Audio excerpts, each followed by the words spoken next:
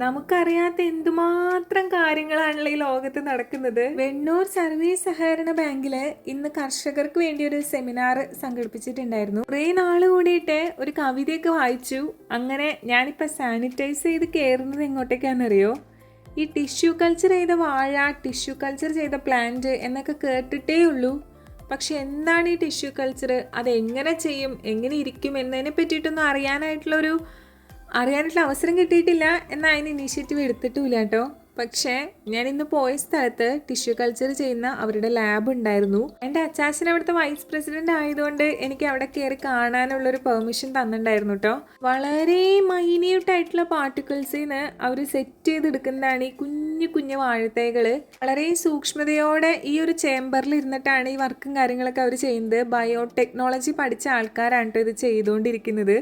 അങ്ങനെ അവിടുത്തെ കുറച്ച് ക്ലാസ്സും കാര്യങ്ങളൊക്കെ ഉണ്ടായിരുന്നു. അതൊക്കെ കഴിഞ്ഞ് കഴിഞ്ഞപ്പോൾ ഈ ടിഷ്യൂ കൾച്ചർ ചെയ്ത ലാബിൽ നിന്ന് വികസിപ്പിച്ചെടുത്തിട്ടുള്ള വാഴത്തൈകൾ പിന്നെ ഇത് ഓരോ പ്രോസസ്സായിട്ട് ഇങ്ങനെ പതുക്കെ പതുക്കെ വളർത്തി ഇതുപോലത്തെ തൈകളായിട്ടാണ് നമുക്ക് വാങ്ങിക്കാൻ കിട്ടുക. അങ്ങനെ ഒറ്റയടിക്കുള്ള ഒരു പ്രൊസീജിയർ അല്ല, സ്റ്റെപ്പ് ബൈ സ്റ്റെപ്പായിട്ട് ഇങ്ങനെ പ്രോസസ്സ് ചെയ്തുകൊണ്ട് തന്നതാണ്.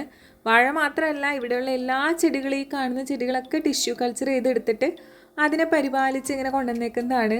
അപ്പോൾ എന്തോ നമ്മൾക്ക് ഈ ഒരു കാര്യങ്ങളൊക്കെ കൂടുതൽ ഇഷ്ടമായതുകൊണ്ട് എനിക്ക് ഭയങ്കര ഇൻട്രസ്റ്റിംഗ് ആയിട്ട് ഫീൽ ചെയ്തു. ലാസ്റ്റായപ്പോൾ ഞാൻ അച്ചാച്ചനോട് ഒരു താങ്ക്സ് ഒക്കെ പറഞ്ഞു. എനിക്ക് ഇങ്ങനെ ഒരു സ്ഥലം കാണാൻ പറ്റിയതൊക്കെ അച്ചാച്ചൻ കാരണമാണല്ലോ. അപ്പോൾ എനിക്ക് ഭയങ്കര സന്തോഷമായി. പിന്നെ ഇവിടുത്തെ പ്രവർത്തനങ്ങളും കാര്യങ്ങളൊക്കെ എനിക്ക് വളരെയധികം കേട്ടപ്പോൾ ഭയങ്കര ഇമ്പ്രസ്ഡ് ആയി. കാരണം കർഷകർക്ക് ചെയ്തു കൊടുക്കാൻ പറ്റാവുന്നതിൻ്റെ മാക്സിമം ഒരു സപ്പോർട്ട് കൊടുക്കുന്ന ഒരു സർവീസ് സഹകരണ ബാങ്കാണിത്. അപ്പോൾ ഇവിടെ കുറേ കാര്യങ്ങളുണ്ട്, നഴ്സറിയും കാര്യങ്ങളൊക്കെ തന്നെ ഉണ്ട്. അപ്പോൾ അവിടെ നിന്ന് തന്നെയാണ് നമ്മൾ ഫുഡും കാര്യങ്ങളൊക്കെ കഴിച്ചിട്ടുണ്ടായിരുന്നത്. നമ്മളിവിടെ അടുത്ത് തന്നെയായിട്ട് സ്ഥലം വാങ്ങിച്ചിട്ടുണ്ട്. അപ്പോൾ അതിപ്പോൾ തൽക്കാലം വെറുതെ കിടക്കുന്നുണ്ട്.